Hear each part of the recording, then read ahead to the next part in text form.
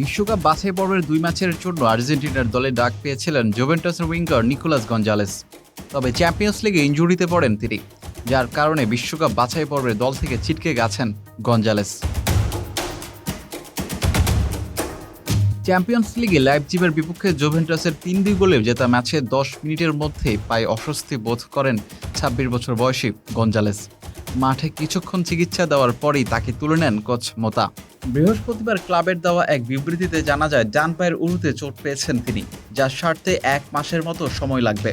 Nico Gonzalez ছিটকে যাওয়ার পর আর্জেন্টিনার সংবাদ মাধ্যম TYC স্পোর্টস তাদের প্রতিবেদনে লিখেছে, আগামী কয়েক ঘন্টার মধ্যে নিকোলাসের বদলি খেলোয়াড়ের নাম জানাবেন আর্জেন্টাইন কোচ স্কালোনি। আগামী 10 অক্টোবর ভেনেজুয়েলার মাঠে খেলবে আর্জেন্টিনা। 15 অক্টোবর ঘরের মাঠে বলিভিয়ার মুখোমুখি হবে বর্তমান বিশ্বকাপ জয়ীরা।